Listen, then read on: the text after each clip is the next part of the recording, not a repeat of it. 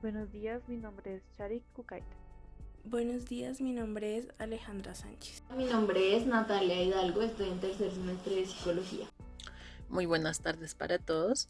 Hoy vamos a hablar sobre el psicoanalista Bruno Bettelheim y algunos de sus aportes en el psicoanálisis, algunas de sus obras y algunos datos de su biografía.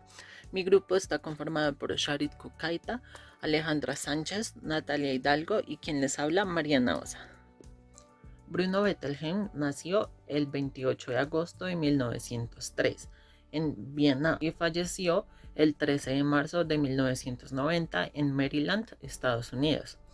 Fue psicólogo y psicoanalista, estudió filosofía en la Universidad de Viena, fue prisionero de 2 campos de concentración en el Holocausto y fue director de una sección de la Universidad de Chicago.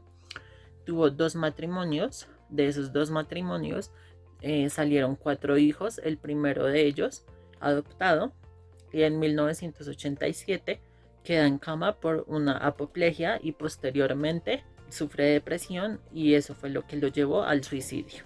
En cuanto a momentos históricos, Bruno Bettelheim vivió en carne propia la Segunda Guerra Mundial, la cual comenzó cuando Hitler rompió el Tratado de Versalles, que fue firmado luego de que terminara la Primera Guerra Mundial en 1919.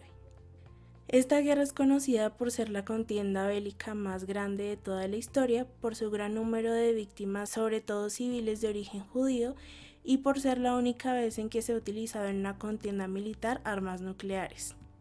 Tras terminar sus estudios, cuando Austria fue anexionada a Alemania, Bruno Bettelheim fue encarcelado en los campos de concentración, siendo liberado en 1939 luego de haber sido reclamado y viajó a los Estados Unidos, donde desarrolló su actividad. Países donde desarrolló su actividad. La traumática experiencia de Bruno Bettelheim en los campos de concentración de Viena fue el punto de partida para desarrollar su teoría en Estados Unidos, sustentada en la repercusión de las primeras edades de lo que denominó Mann y Neven. En este trabajo estableció un paralelismo entre los síntomas del autismo y su vivencia en el campo de concentración, donde la relación con los carcelarios le había llevado a un aislamiento y negación del mundo exterior. A partir de esto desarrolló más investigaciones que fueron fundamentales para el psicoanálisis. Importancia en el psicoanálisis. El psicoanálisis abarcó un gran protagonismo durante el periodo en el que se iba configurando la identidad e interpretación del autismo. El personaje más relevante cuya huella sigue presente fue Bruno Bettelheim. Entre sus trabajos más significativos se encuentran La fortaleza vacía, donde sostenía que los primeros días de vida del bebé son críticos para el desarrollo, destacando la importancia de aspectos formales como la forma de sostenerlo durante la ingestión de leche. El principal empeño de Bettelheim era comprender el autodesarrollo o su ausencia de los niños autistas. También encontramos la obra Psicoanálisis de los cuentos de hadas, en la que subraya el importante papel que desempeña el cuento en la liberación de las emociones del niño. En desarrollo teórico decimos que se interesó en el autismo infantil. Su postura era más doctrina, partiendo de un postulado psicoanalítico, y trató de incorporar la psicología de Piaget. Su aislamiento en los campos de concentración lo llevó a tener una idea de que los niños autistas se irían del mundo antes de que la humanidad se desarrollara. Y el caso de Joy, que era un niño autista que actuaba como un control remoto y se hacía ver como él mismo.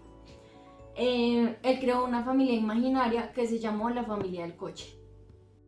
Algunos de sus escritos son Cambio social y prejuicios, Psicoanálisis de los cuentos de hadas, Educación y vida moderna, La fortaleza vacía, Aprender a leer, Sobrevivir, Freud y el alma humana, El peso de la vida y No hay padres perfectos. En cuanto al libro El psicoanálisis de los cuentos de hadas, nos quisimos enfocar en el capítulo donde se habla del cuento de los 3 cerditos.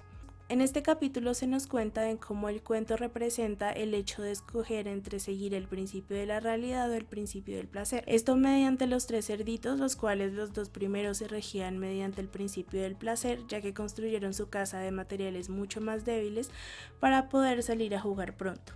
Mientras que el otro cerdito, el cual pintaban como el mayor, decidió construir su casa con un material mucho más duradero, pensando en lo que podría ser el lobo, el cual representa el inconsciente que puede ser controlado mediante la energía del yo.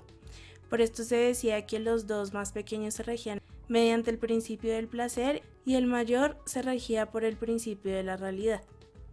En este capítulo también se hacía una comparación entre la fábula de la hormiga y la cigüeña y este cuento, llegando a la conclusión de que los 3 cerditos dejaban entrever que se podía realizar una evolución de llegar desde el principio del placer hasta el principio de la realidad, en cambio la fábula no. Esta evolución se ve representada mediante el cuento porque Bruno decía que los 3 cerditos en realidad representaban uno de los estadios del desarrollo humano.